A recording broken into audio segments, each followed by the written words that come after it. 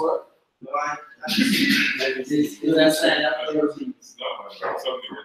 The sexual so that for me, for example, if you are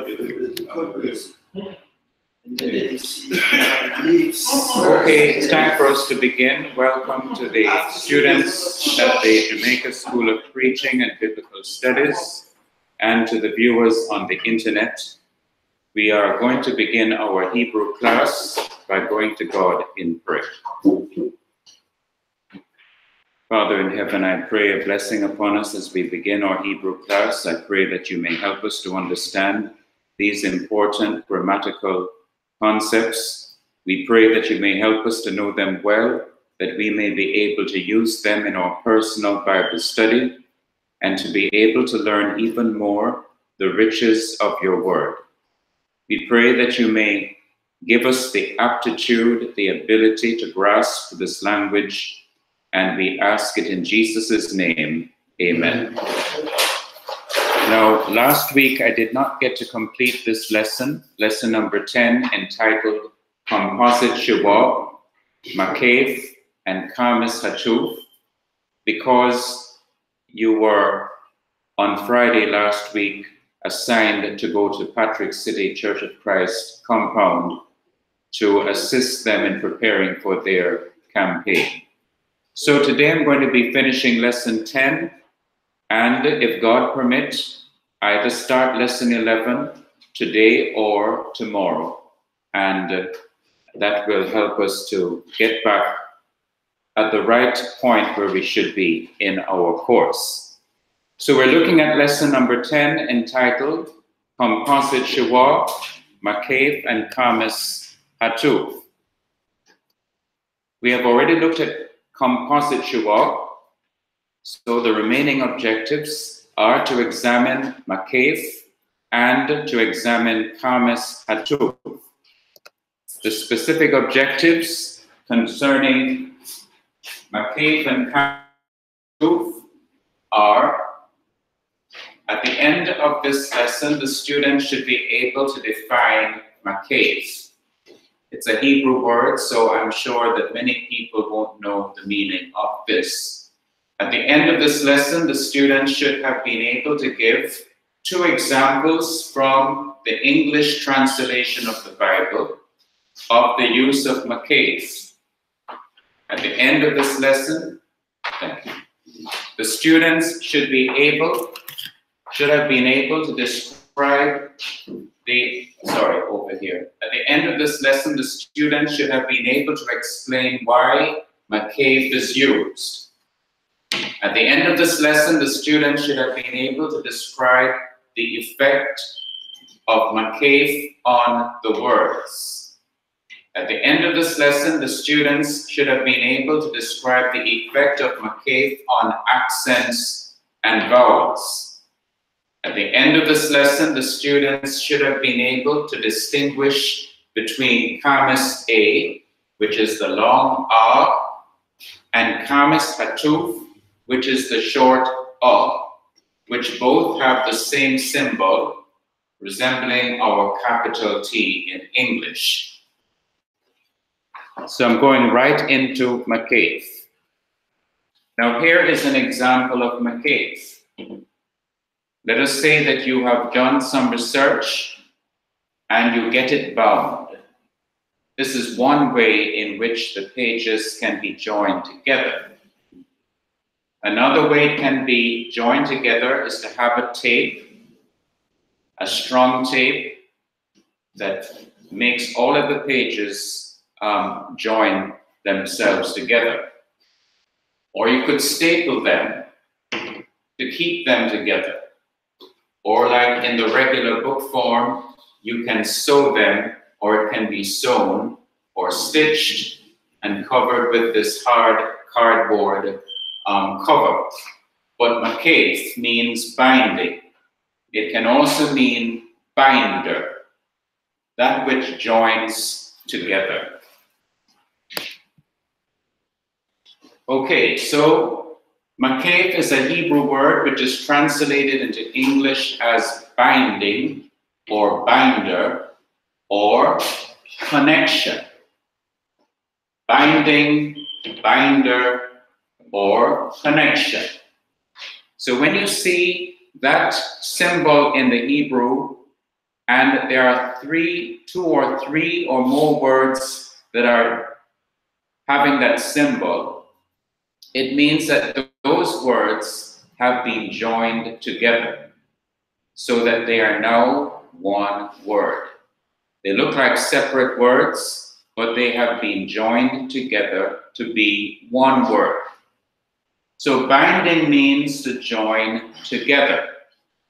Two or more short words which are closely connected in meaning are often joined together by a hyphen-like or dash-like horizontal line. Okay, you can imagine this is a horizontal line, let us say. Of course, it's big. Well, this is what Maqqeph looks like, but not as big as this, not as long as this. You see between one word and another word, a line like this that is linking this word to that word. And perhaps it is not enough, so after this other word, there is another line that links this word to the next word. That is what is called Maqqeph, binding, joining together. We have this regularly happening in the English language, so it's not limited to the Hebrew. We use it also in English. The same binding feature is seen in such phrases as, notice now, you have three words. You have father, you have in, and you have law. These are three separate words, and by themselves, they could have different meanings. If you only have father, that's quite different from father-in-law. Okay? You are married, and so your wife's father would be your father-in-law. And your father would be your wife's father-in-law. But if you just have father, then that is different from being father-in-law. That is the man that produced you, begot you. Okay? So father by itself doesn't mean father-in-law. The word in by itself does not mean father-in-law either. It can mean that you are in the classroom right now. It can mean that you are a Christian. You are in Christ. So you have a close connection with Christ. Or in love. You are? In love. Enrico is in love. Today is St. Valentine's Day. A bishop in the church that at a time when the Roman emperor had decreed that marriage is illegal, don't understand why he would make it illegal. Saint Valentine was marrying people in secret. And when the Roman emperor found out, Saint Valentine was put to death. And that is what Saint Valentine's Day is all about. Remembering a brave church leader who still continued to marry people even though the Roman government had made marriage illegal. Okay, so Enrico is said to be in love. No. Well, well, it is good if you're in love. And I know. So it's good that if you're in love, maybe this person that you are in love with will become, well, I don't even know your marital status, so I better be careful. Are you single or are you? Single. So that person that you are in love with might become your wife later on. All right. So by itself, in does not mean father-in-law by itself. And law could have a large number of meanings, wide number of meanings. Law can refer to a police officer. He's a man of the law. He is the one who makes sure that you obey the law. Okay. It might be somebody who is an attorney at law, who is arguing in your defense, or a prosecuting attorney who is arguing to convict you of some crime. By itself, law is not father-in-law. But when you have the hyphen that joins one word to another, and maybe to another, it makes a new meaning. Father-in-law is one idea, and it means that the woman you marry, her daddy, her father, becomes your father-in-law. Or her mommy or mother becomes your mother-in-law. So we have this in English. A dash or a hyphen that binds or connects one word to another and to another. Binds one word to another and to another. Now we have in our King James Version, not the New King James Version, but in the King James Version itself, this written out or printed out in English letters, which are actually the Hebrew letters that are replaced by the English letters. In Hebrew, Be'er, Allah, Hai, Roy, each of them is joined by Maqqeph. This is Maqqeph, Maqqeph, Maqqeph. So you have 4 words, 1, 2, 3, 4, all joined together to make one word. Be'er, Lahai, Roy are 4 short words that are joined together or bound together because they are connected in meaning. When Hagar was pregnant and running away from her mistress Sarah, an angel of God found her by a fountain of water in the desert and told her to return to her mistress and to submit to her, and that God would multiply her descendants. Therefore Hagar named the fountain of water well, which is Be'er. Be'er is the Hebrew word for well. La, of the, La, High, living one, who sees me, Roy, me, who sees me, well of the living one who sees me. All right, let me read that quickly before I move on. Genesis chapter 16 and verses 8 to 14. It reads, and he said, Hagar, Sarai's maid, whence camest thou, and whither wilt thou go? And she said, I flee from the face of my mistress Sarai. And the angel of the Lord said unto her, return to thy mistress, and submit thyself under her hands.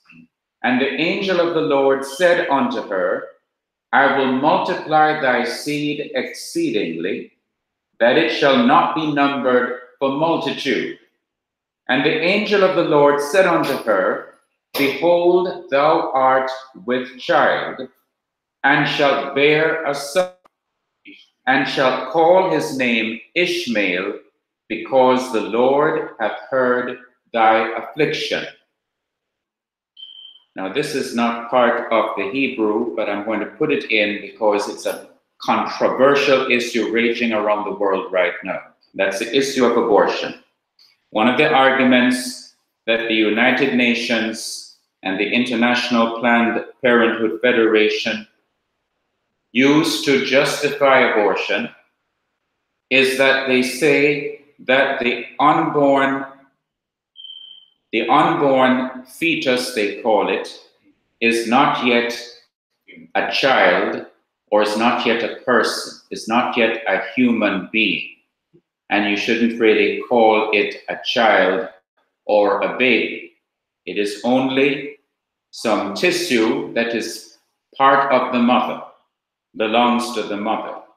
Well, you know, in verse 11, the angel said to this pregnant woman, behold, thou art with what? Thou art with what? Child. That unborn fetus was already called a child. And in fact, it already had a particular gender, because the angel said, thou shalt bear a son. So he was a child and a son, not simply some tissue growing in the mother that is part of the mother. So all of you out there that believe in abortion, remember that this unborn fetus is really an individual distinct from the mother, as we find Hagar's son was called a child even before he was born.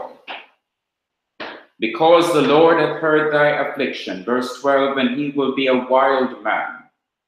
His hand will be against every man, and every man's hand against him. And he shall dwell with all his brethren. And she called the name of the Lord that spake unto her, thou God seest me. For she said, have I also here looked after him that seeth me? Wherefore the well was called Beer. Then you have the Maqqeph, Lahai. Then you have another Maqqeph, and then you have Roy. Okay, I shouldn't have separated these two then. Okay, these two really belong together, Lahai. Okay, but it illustrates that in the English translation, the translators have preserved the Maqqeph, that which connects or links the different words together. When Jacob returned to the land of Canaan and saw that Esau, his brother, accepted him in peace and did not take revenge on him, and that Laban did not hurt him as he was fleeing from him, Jacob built an altar and called it in Hebrew, and again in the King James Version, the actual Hebrew words are not translated, but brought over into the English letters. El, Elohe, Israel. Now notice there are three words, and each is connected to the other by this horizontal line, the hyphen, the dash, which in Hebrew is called Maqqeph. El, Elohe, Israel, which means in English, God. This is God, the God, Elohe, of Israel. And we find this in Genesis chapter 33, verses 16 and 18 through 20. Okay, let me read that quickly. Genesis 33, verses 16 and 18 through 20. So Esau returned that day on his way unto Seir, verse 18. And Jacob came to Shalem, a city of Shechem, which is in the land of Canaan, when he came from Padan Aram, and pitched his tent before the city. And he bought a parcel of a field where he had spread his tent at the hand of the children of Hamor, Shechem's father, for 100 pieces of money. And he erected there an altar and called it El, then you have the dash or the hyphen, Elohe, then another dash or hyphen, Israel. The hyphen or dash is the Maqqeph. And that is what you will actually see in the Hebrew Bible. You will see that horizontal line linking one Hebrew word to another.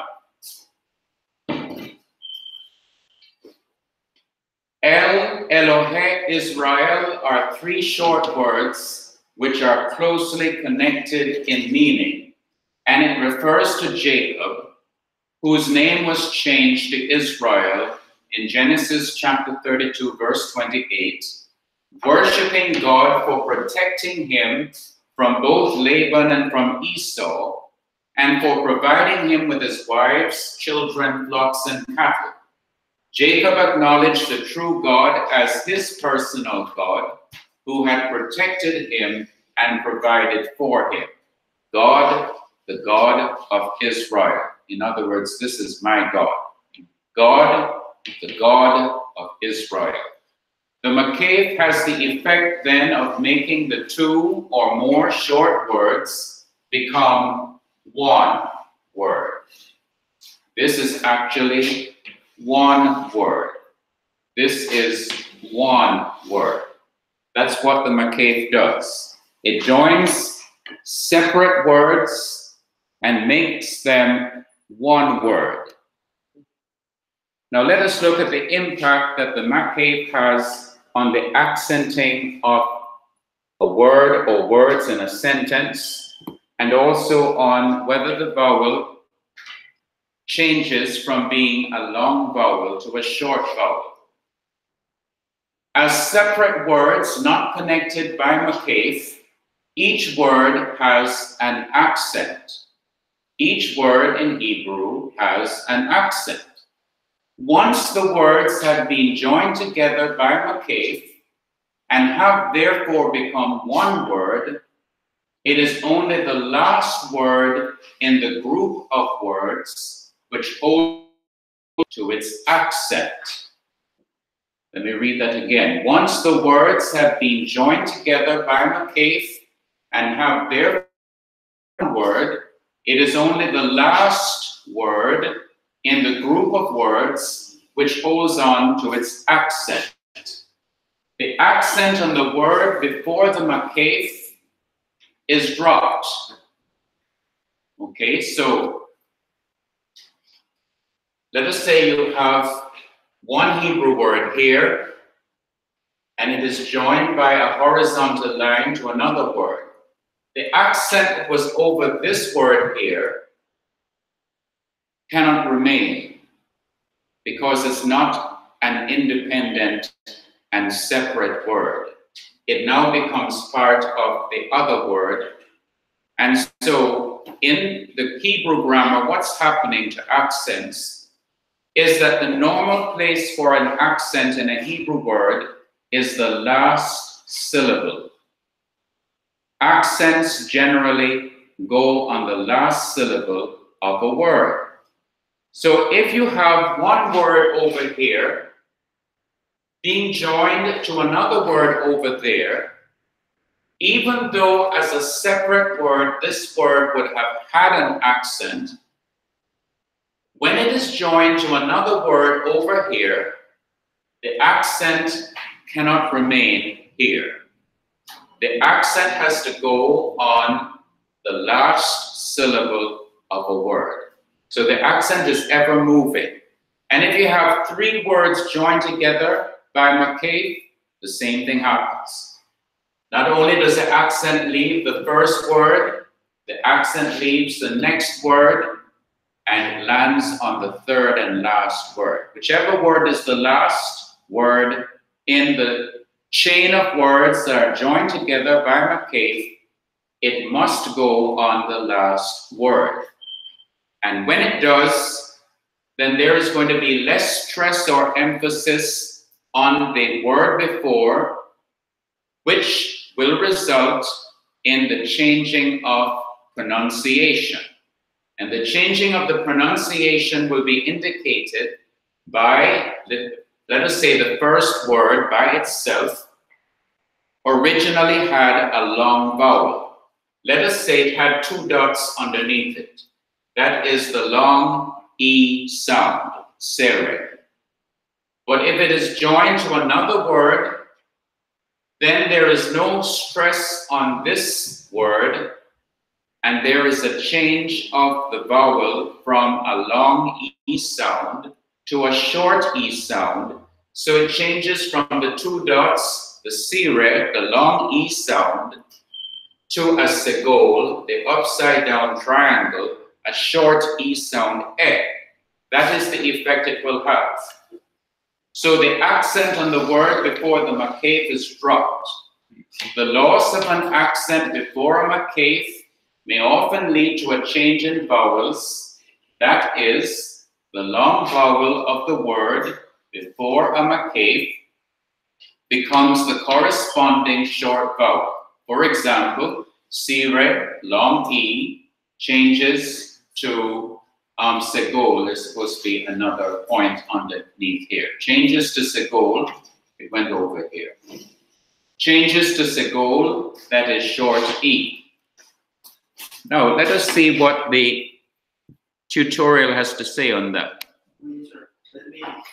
Let me bring the speaker before so. All right.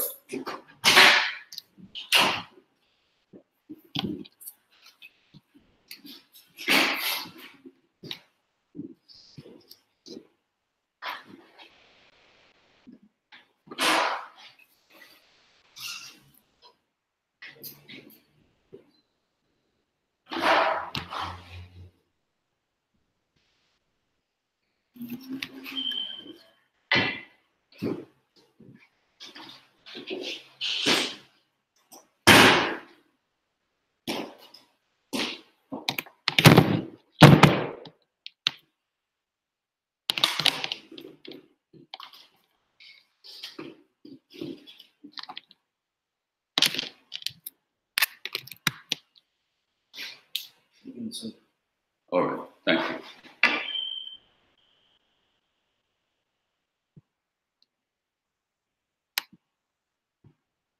Maqqeph.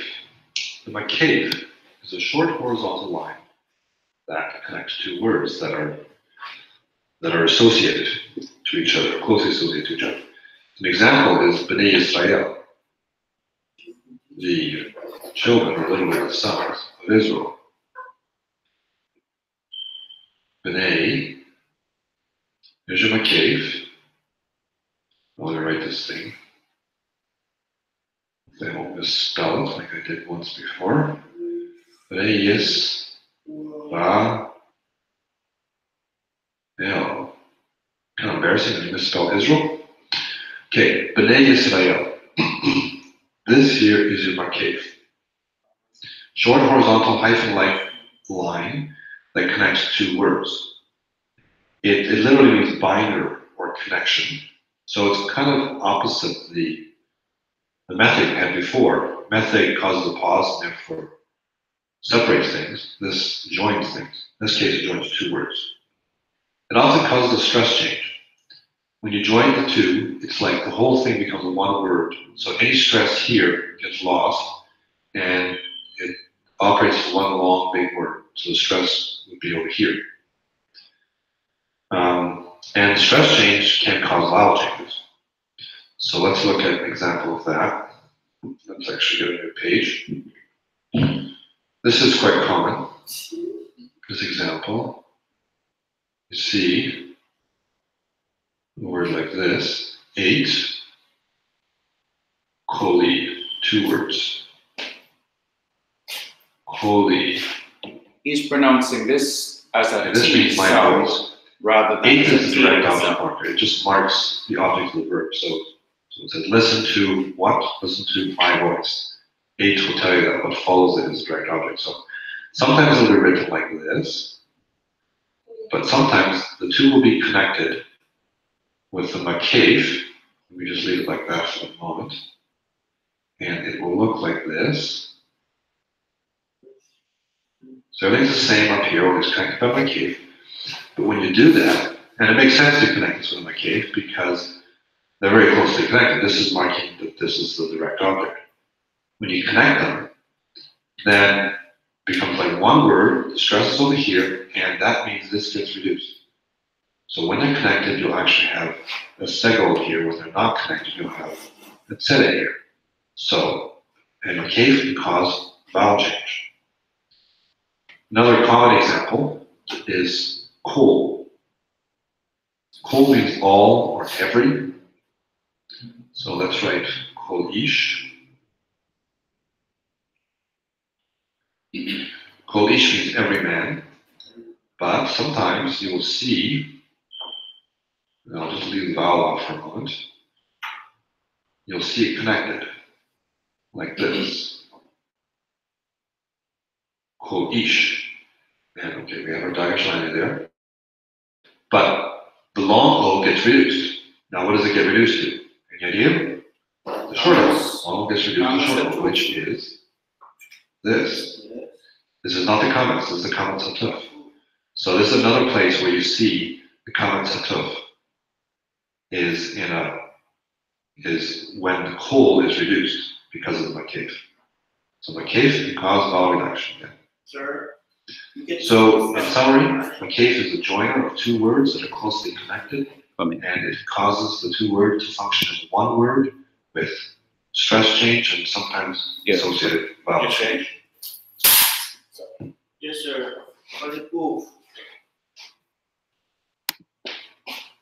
It finished already. Hold on for a moment. yes, for the proof, the first one, Yes, yes. I see. Right here. The first one. This one? Yes, Yeah. I saw the teacher put Qames Hatuph at the second one, but for the first one, no Qames Hatuph. I don't know why. Yeah. This dot over the cuff is a symbol of what vowel? It's a symbol of the long O, colon or colon. So it's a long O sound. As a separate word or a word by itself, it would have this long vowel sound O. However, when you join this word to another word, ish, then the stress or the accent is removed from here and placed on the next word. When the stress or accent is removed from this word, then it means that there has to be a change in how the word is pronounced, how it sounds when you call it. Since there is no longer an accent on this syllable, no longer a stress on this syllable, when it is connected by this Maqqeph to ish, then this long O sound has to be changed to its corresponding short sound. So the long O changes to O. The long O sound O changes to a short O sound. That's a Qames Hatuph. So this is actually the long vowel colon. But when the accent is removed from this word because of the Maqqeph, and it leaves this word and goes on to that word, then this syllable can no longer be stressed. And to bring out the fact that it is no longer stressed, then the sound of the long vowel has to be changed to the sound of the corresponding short vowel. So you change from O to O. And the symbol that expresses O is our capital T, which is called in the Hebrew Qames Hatuph. So that's why you have to change. Sure. Any further question? Any other question? All right, let me move on. You'll see it connected, like this.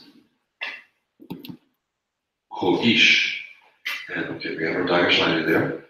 But the long O gets reduced. Now what does it get reduced to? Any idea? The short O. Long O gets reduced to short O, which is this. Okay, This is not the comments, this is the comments Hatuph. So this is another place where you see the comments Hatuph is when the kol is reduced because of the Maqqeph. So Maqqeph can cause vowel reduction. Yeah. So in summary, Maqqeph is a joiner of two words that are closely connected, and it causes the two words to function as one word with stress change and sometimes associated vowel change. All right, good. Let me get another.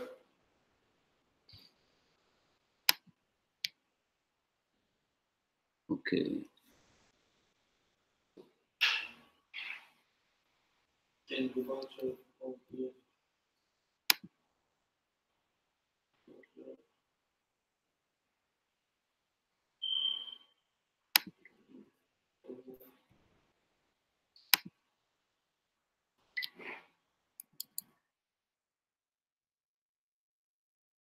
Okay, let us look at the second tutorial. So let's talk first about the Maqqeph. What is on your grammar, you'll see it's the first paragraph that deals with it, paragraph 4. So we'll come back and look at the details in a second. First of all, let's go out into the jungle, so to speak, and look at some examples. Here's a text from the book of Exodus that talks about Moshe here, Moses, out working with Tzon, the flock. This is where, just before the burning bush story. There are 3 examples of Maqqeph in this little passage. One is right here, one is right here, and one is right here. Before the Maqqeph was there, you would have pronounced this word would have been 8 instead of et. Right now it's et because it has a sigil, but the dictionary form of this is 8. So something's happened to the vowel from the dictionary form of it to what's there now. And it's pronounced, it would have been 8 tzon, but with that little dash there, it becomes tzon. Second example here, same thing has happened. 8 has become et. There's the Maqqeph, and this word is hatzon, the flock. Flock, this is the flock. And when we pronounce it in Hebrew, without the Maqqeph, it would have been 8 hatzon, but with the Maqqeph, it becomes et hatzon. And finally, third example here, to the mountain, El, plus the Maqqeph, Har, pronounced. Without the Maqqeph, it would have been El Har, but with the Maqqeph, it's El Har. Just a slight difference, but already from those 3 examples, I'll bet you can start to see a pattern emerging. Let's go back and look at what the grammar says about these things. Number 1, what does it look like? The Maqqeph is a short horizontal stroke. Okay, it sits between 2 words and joins them. It joins 2 or more words together. That's the second thing to know about it. And when those words are joined, they become one speech unit. Instead of being pronounced as though they're separate words, they're pronounced as one speech unit.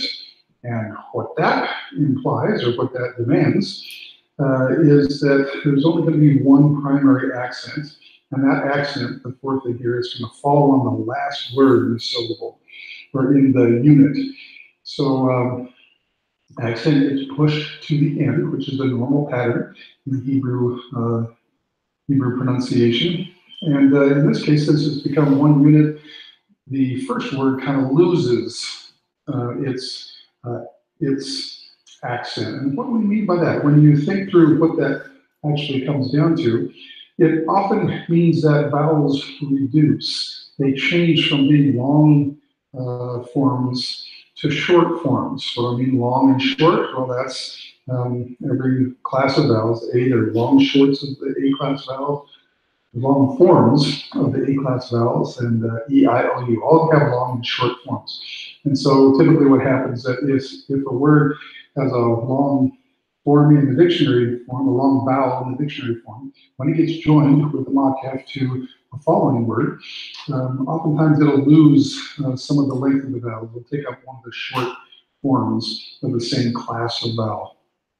So this usually happens with monosyllabic words, single syllable words, and he's given us a whole collection here at the bottom of this paragraph. So often when you see these words, not all the time, but often when you see these words, they will be not in their dictionary form, but in their Maqqeph form, the form that results when you connect them to the next word with a Maqqeph. So it's not a real tough concept. It's very, very much like a hyphen In English, only in English, when you hyphenate things, they don't necessarily become one speech unit, although they become kind of one sense unit. So that's the deal on Maqqeph. And when you take a look at the quiz now, hopefully you'll see exactly what the answers are. Maqqeph, short, horizontal stroke used to indicate what? Connection of two or more words. What happens when this happens, the words become what? They become one pronunciation unit. So that's it for Maqqeph. Thank you. Thank you very much.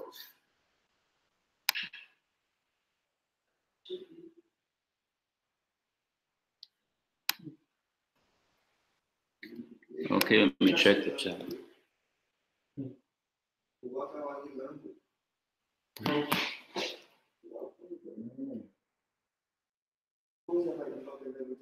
Well, it's not the one I want. Not the one I want. This is the one. Okay. Any questions on Maqqeph? Because I'm going to be ending in less than a minute now. Tomorrow, God willing, we're going to be looking at Qames Hatuph. When is the symbol that we know as capital T in English? When is it to be a Qames A or A sound? Or when is it to be a Qames Hatuph or an O sound? We'll be looking at that briefly. It's really simple, just this. And then we will move on to the next lesson, lesson number 11, entitled Daghesh Lene. Okay. All right, so this is the end of our class today. Tomorrow we will continue. Thank you all for joining us on the internet. We will resume tomorrow, God willing, at 9:30 for Introduction to Biblical Apologetics. All right, now before I officially end, I just want to make sure that you remember something. Did you get an email from me yesterday? Yes, sir. Please put up your hand if you did not get the email. You did not get the email. Okay. Now, I sent an earlier email before, and that was to let you know from last Thursday, February 7th. I think it was February 7th. Yeah, last Thursday, because I knew that I wouldn't have any class on Friday, the 8th, that I asked you to go ahead and look at the lessons that I had sent that I would normally be teaching on Friday, because tomorrow, Friday, February 15th,